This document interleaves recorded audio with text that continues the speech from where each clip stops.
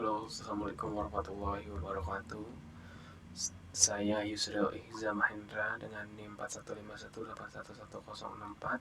Di sini akan menjawab bagian 2 dari Deep Learning, UAS Deep Learning.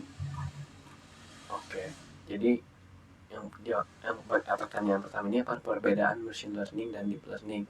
Pertama, dari sisi data, algoritma deep learning itu tidak mampu mengolah data dalam jumlah kecil secara maksimal. Sementara algoritma machine learning mampu mengolah data dalam jumlah yang lebih kecil.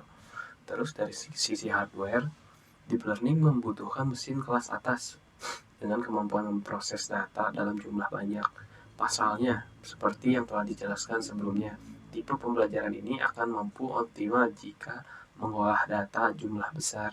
Sementara itu, algoritma machine learning bisa juga digunakan mesin yang biasa-biasa saja.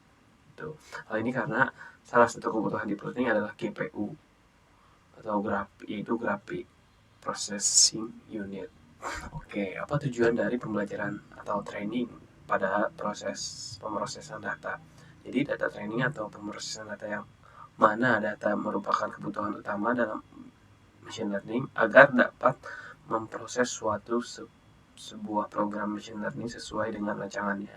Jadi kalau nggak dilatih tuh ya dia kemana-mana, sama aja kayak manusia gitu. Kalau nggak dilatih dia kemana-mana.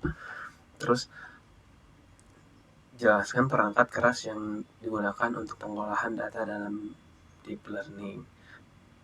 Sudah saya jelaskan tadi di nomor 1, yaitu deep learning itu kebutuhannya di GPU, yaitu Graphic Processing Unit.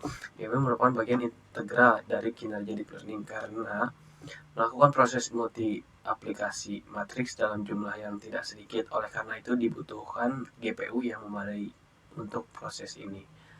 Oke, nomor 2, jawablah perjelaskan pembahasan ini untuk topik ini secara singkat. Yang pertama, single perceptron.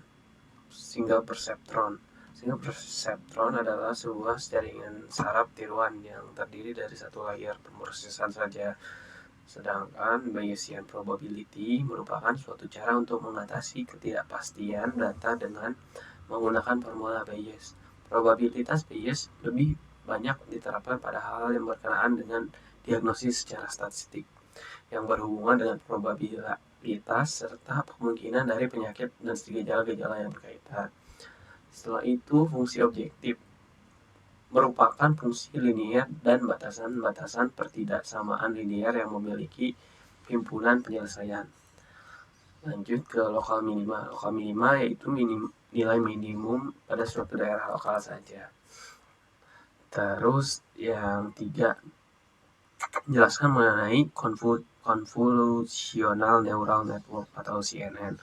Konsep kerjanya itu CNN mau memproses konvolusi dengan menggerakkan sebuah kernel konvolusi atau filter berukuran tertentu ke sebuah gambar.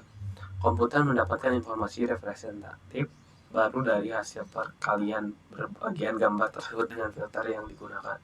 Tujuan konvolusi pada data citra.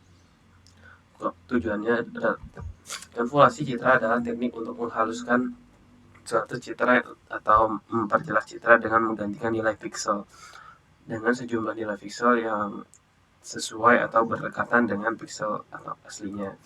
Kita lihat aja soalnya.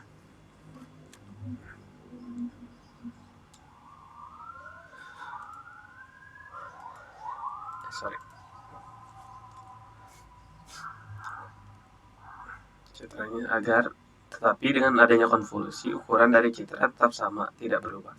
Tujuan konvolusi pada citra.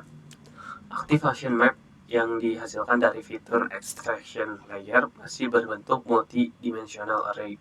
Sehingga mau tidak mau kita harus melakukan reshape exhibition map menjadi sebuah vektor agar bisa digunakan sebagai input dari fully connected layer.